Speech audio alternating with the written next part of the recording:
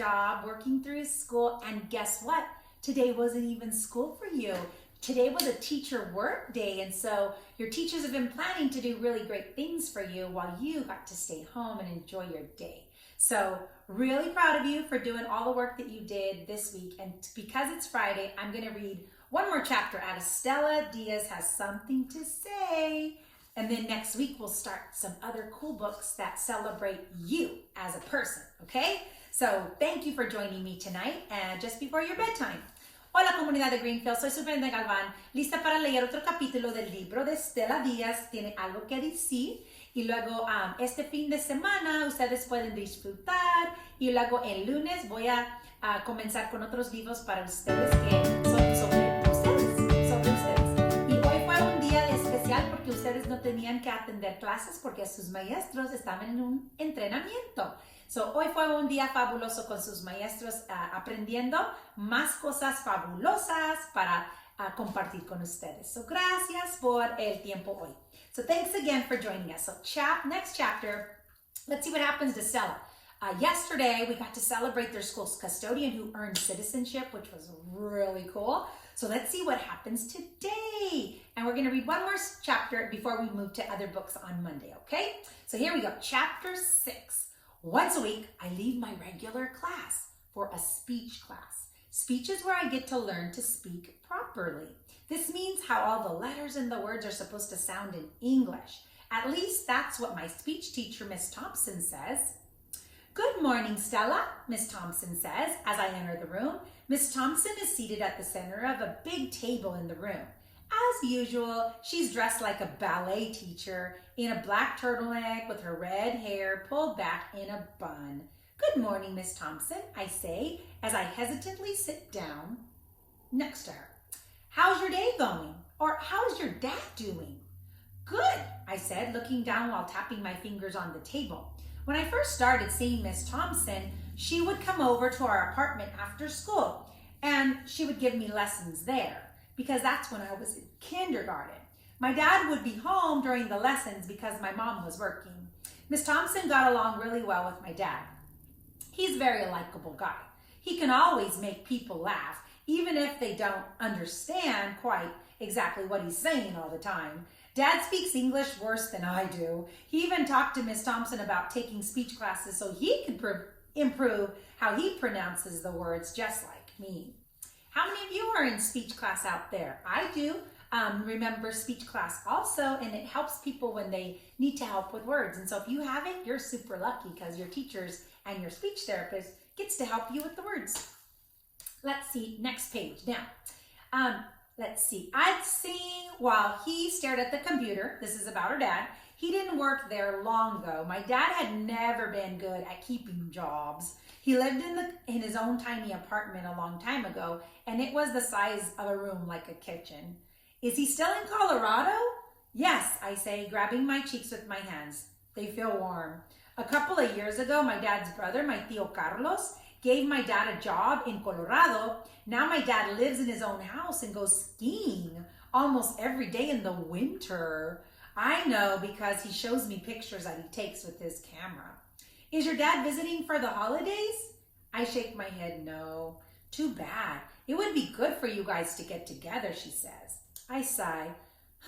I can never tell her what I really think, like that I don't want this time to happen because I want my dad and I miss him a lot.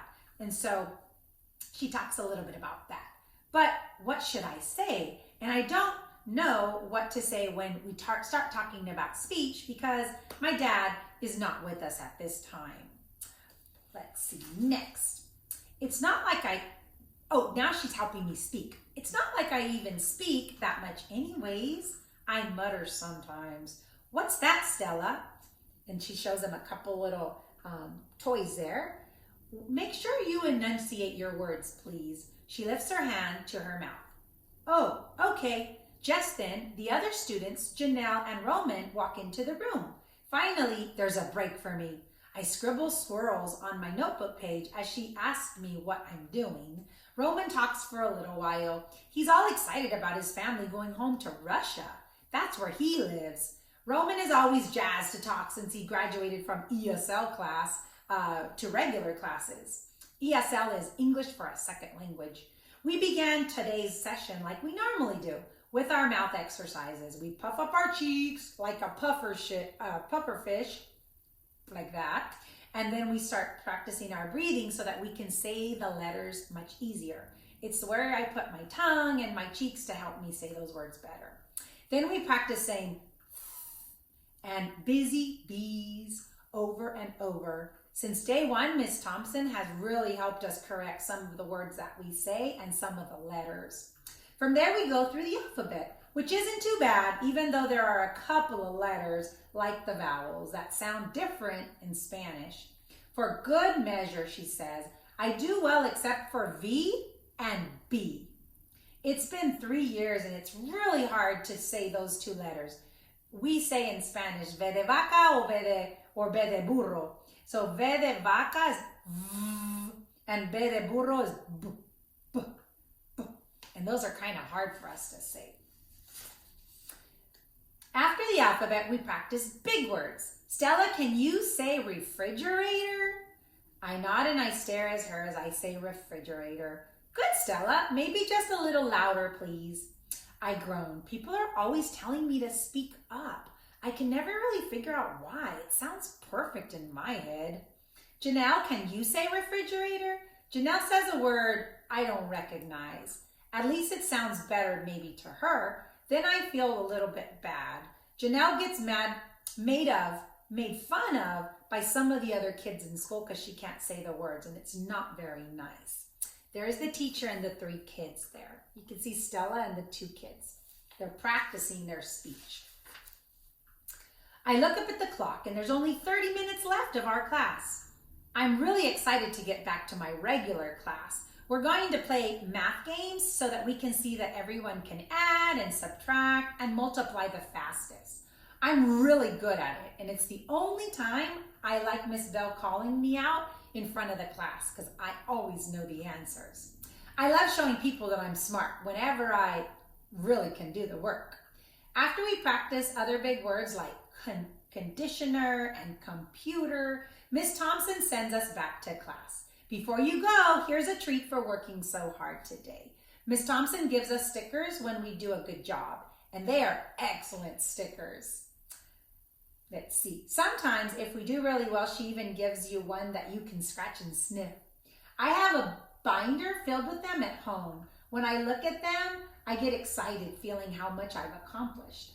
I get 2 scratch and sniff stickers today, a strawberry one and a grape one. Thank you, Miss Thompson, I say, looking her in the eyes. You're welcome, my dear, she says, looking back. I smell the stickers as I leave the room. When we get back to class, Miss Bell looks at Stanley and she says, Now, Stanley, this is your first time, so just try to do your best. Everyone else, you know the drill. Stanley says, Yes, ma'am. Miss Bell laughs. What good manners you have, Stanley. There's a golden whistle around Miss Bell's neck that she blows at the start of each round when we start practicing our times tables. And at the beginning of every round, she turns over a card with a math problem. Are you ready? Said Miss Bell as she blows her whistle. A few kids get knocked out right away, but I get all the answers right. I feel proud that everyone can see that I'm super smart when it comes to math facts. I feel proud that everyone can see that I'm smart. Before I know it, I'm in the last round, and it's just me, Michelle, and Stanley. I'm stunned. Michelle is always good at math, but Stanley? I didn't even think I would expect him to be really good at math. As Michelle sits down, I start to feel a little bit nervous. It's now Stanley Mason with me in the last round. Go, Stanley, Jessica says. Miss Bell grabs the last flashcard and asks if we're ready. I nod my head yes. Focus, I say to myself. Stanley grins at me and says, I'm ready. I feel red again, and I turn my head to Miss Bell. She flips the card, and it's 4 times 7. 28, I think, but I can't talk. I'm ready. I'm trying so hard to get the words out, but my mouth won't do it. It's too dry. I even tried puffing my cheeks like we do in speech class, but nothing comes out. My mouth only feels drier. Then I hear Stanley pipe up. 28, Miss Bell says. Correct. You're the winner, Stanley. Way to go, Stanley, the class chatters.